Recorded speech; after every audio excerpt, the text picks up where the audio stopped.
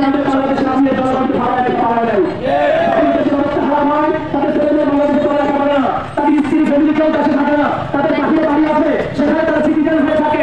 বাংলাদেশের রাজনীতি করার জন্য আসে না, বাংলাদেশের মাথার উপর ধান করে তারা ব্যবসা করা হচ্ছে। বিগত 54 বছর ধরে কোনো বাংলায় বরং সন্ত্রাস পেয়েছি, জনগণের উপর স্টিম করা চলেছে। দেখতে চাই না আমরা যদি পুরাতন চরকে কায়া পরিবর্তন করে সাম্পন পরিবর্তন করে চ্যাম্পিয়ন হওয়া এই গুন্ডাদেরকে আবার যদি পোশাক পরিবর্তন করে যদি আবার ক্ষমতায় বসানো হয় 16 বছর নয় হয়তো আর 20 বছর জনমাত্রা কারামাদি করে চলবে। আজকে প্রোগ্রাম থেকে আমরা বলতে চাই ইতিমধ্যে যিনি ইন্তেকাল করেছেন শহীদ হয়েছেন তার স্ত্রীর কাছেও সাংবাদিকদের বার্তা হইয়া নতুন কিছু বের করার জন্য চেষ্টা করা হচ্ছে, নতুন করে ঘুরাই দেওয়ার চেষ্টা করা হচ্ছে। আপনি আজকে চ্যানেলে থাকবেন রোনালদে স্বামীকে তাদের স্ত্রীকে শাসন করা হচ্ছে, সেটা কিভাবে থাকবেন? আপনারা যদি আপনাদের লোক নাই হয় তাহলে এত বহিষ্কারের জন্য আপনাদেরকে তাড়াতাড়ি দাবি দিল যে এত রাত্রে তাদেরকে বহিষ্কার করেন, যেহেতু বহিষ্কার করেছেন সে আপনার জন্য অবশ্যই তাদের দৃষ্টান্তমূলক শাস্তি বাংলাদেশে আমরা করতে চাই। ইনশাআল্লাহ আমরা যেমন নির্যাতিত হয়েছি, অত্যাচারিত হয়েছি, আমরা নির্যাতিত হতে চাই না। আমরা আগামী দিনে পিয়ার পদ্ধতির মাধ্যমে কোন ফেসমাস তৈরি করে না, বরং সর্বদিন একটা সংসদ আমরা কায়েম করতে চাই। সব দলের নেতৃত্ব থাকবে, সব দলের প্রার্থী সেখানে থাকবে, তার জনগণের পক্ষে কথা বলবে। আজকে পিয়ারের কথা বললো মনে হয় যেন আওয়ামী লীগের মতো একারাই যাবে, একারাই সব চালাবে, মনে হয় যেন মাথার মধ্যে এ কথা ঢুকালেই তাদের অ্যালার্জি শুরু হয়ে যায়। কোনো নাটকে কাজ হবে না, কোনো নাটক আর দেখতে চাই না।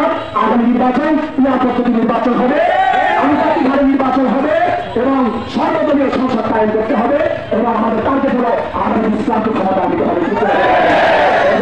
আজকে যাচ্ছি সবাইকে ধন্যবাদ জানাই। দেশের জন্য, ইসলামের জন্য, মানবতার জন্য যখন আহ্বান করা হবে সব কিছুকে বাদ দিয়ে ময়দানে চলে আসবে ইনশাআল্লাহ। আল্লাহ তাআলা আমাদের কোরবানিকে কবুল করুন, সকল জানি যে আল্লাহ তাআলা নির্বাচনের সকল সত্যবাদী জয় আল্লাহ তাআলা সামনে স্থাপন করে দেন। আল্লাহ আমাদের সবাইকে কবুল করুন। আসসালামু আলাইকুম ওয়া রাহমাতুল্লাহ। সর্বশেষ বন্ধুগণ, বিখ্যাত এই কথায় বক্তব্য রাখছেন ইসলামী আন্দোলন বাংলাদেশ জনতা বিপ্লব শাখার সংগ্রামী সভাপতি জননেতা হাফেজ আলমগীর হোসেন। বক্তব্য রাখছেন জননেতা হাফেজ আলমগীর হোসেন।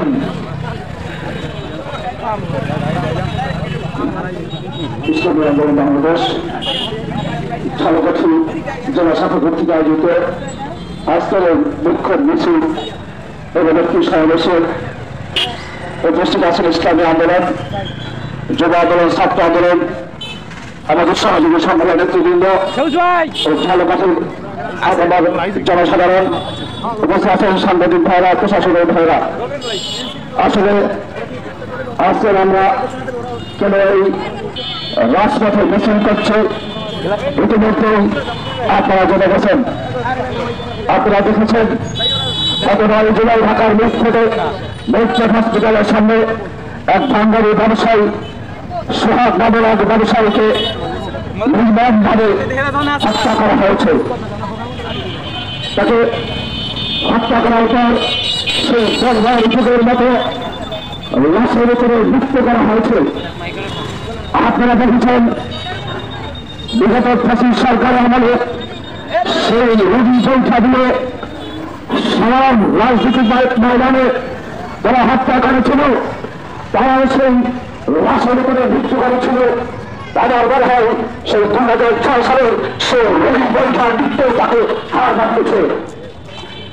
একটা লোককে মারার পরে তাকে বিশাল বিশাল পাথর দিয়ে তার বুকের উপরে মাথার উপরে পেটিয়ে দেওয়া হয়েছে। এই দৃশ্য গতকালকে যখন আমি ফেসবুকে দেখলাম, বিশ্বাস করবেন গত বাচ্চা আমি আর ভাত খাইতে পারি নাই। সারা রাত অসংখ্য চেষ্টা করেছি, ঘুমাইতে পারি না।